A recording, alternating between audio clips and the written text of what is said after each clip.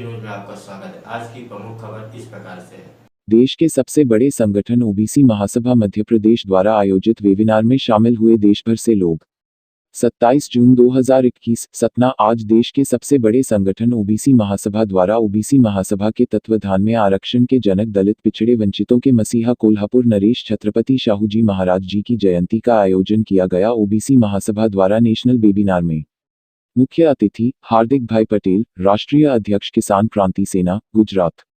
मुख्य वक्ता अविनाश भाई काकड़े, अध्यक्ष महाराष्ट्र।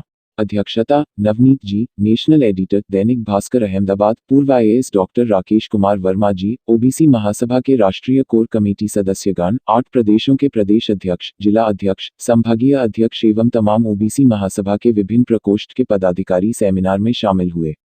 और आज के मुख्य अतिथि माननीय हार्दिक भाई पटेल द्वारा सेमिनार को संबोधित करते हुए कहा कि मेरे लिए सबसे पहले ओबीसी वर्ग पहले हैं, उसके बाद मेरी पार्टी है। देश में जब कुत्ते बिल्ली पेड़ पौधों एवं भारत देश में हर चीज की गिनती हो सकती है तो पिछड़ों की क्यों नहीं। इसके लिए हम सबको ओबीसी महासभा का सहयोग करना चाहिए और मैं आशा करता हूं कि मेरी पूरी शुभकामनाएं ओबीसी महासभा के लिए है। मैं अपने महापुरुष महात्मा फूले, बाबा साहब अम्बेडकर, छत्रपति शाहूजी महाराज, रामास्वामी पेरियार, संत गाडगे, संत कबीर, रामस्वरूप वर्मा, कर्पूरी ठाकुर, बाबू जगदेव प्रसाद कुशवाहा, सोहनलाल पटेल, सुखलाल कुशवाहा जैसे महापुरुषों के लिए बताए रास्ते पर हम सबको कंधे से कंधा मिलाकर सरकार से लड़ना है और हमें हर हालत में ओबीसी की जातिगत जनगणना कराना है जिससे हमारे हक अधिकार सुनिश्चित बने। और मैं आशा करता हूं कि ओबीसी महासभा के कोई भी आंदोलन में यदि मुझे आमंत्रण करेंगे, हर समय ओबीसी महासभा के लिए मेरा संगठन और मैं व्यक्तिगत रूप से मैं उपस्थित रहूंगा।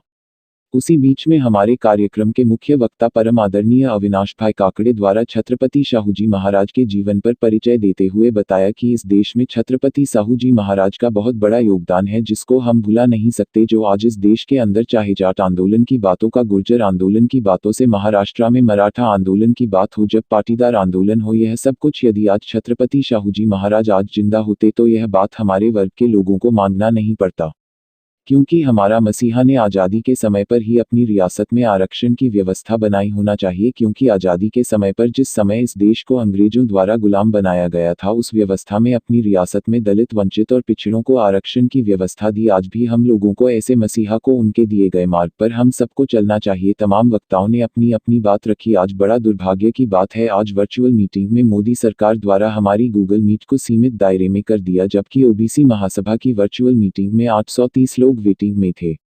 उसके बावजूद भी ओबीसी महासभा के पदाधिकारियों पर लगातार फोन और संदेश के माध्यम से बताया गया कि हम वर्चुअल मीटिंग में जुड़ नहीं पा रहे, लेकिन हमें खुशी होना चाहिए ऐसी वर्चुअल मीटिंग से। यदि सरकार ओबीसी महासभा से डरती है और हमारी आवाज को दबाया जाता है तो साथियों, अब डरने का समय नहीं, संघर्ष का समय है। मैं आप सभी से उम्मीद पर अपेक्षा करता हूं कि ओबीसी महासभा का समर्थन करें और इस सरकार को जब तक कि हमारी जनगणना नहीं होती तब तक हमारा संघर्ष इस देश में ओबीसी महासभा कंधे से कंधा मिलाकर इस जन आंदोलन को करती रहेगी और संघर्ष करेगी। सभी भाइयों ने इस बैठक में शामिल हुए। इस बैठक की स्वागत भाषण डॉक्टर पुष्पराज सिंह पटेल द्वारा किया गया। कार्यक्रम की प्रस्तावना डॉक्टर अनूप कुमार पटेल द्वारा की गई तथा कार्यक्रम एवं संगठन पर प्रकाश ओबीसी महासभा के राष्ट्रीय कोर कमेटी सदस्य डॉक्टर सूरज चौधरी, एडवोकेट धर्मेंद्र सिंह कुशवाहा, महेंद्र सिंह लोधी, विजय कुमार राष्ट्रीय कोर कमेटी सदस्य द्वारा दिया गया तथा कार्यक्रम का आभार व्यक्त ओबीसी हेमंत साहू, अनिल कुशवाहा मेहर द्वारा किया गया। कार्यक्रम का संचालन इंजीनियर दिनेश कुमार द्वारा किया गया।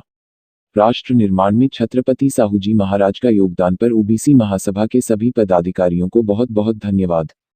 धर्मेंद्र सिंह कुशवाहा, एडवोकेट, राष्ट्रीय कोर कमेटी सदस्य, ओबीसी महासभा।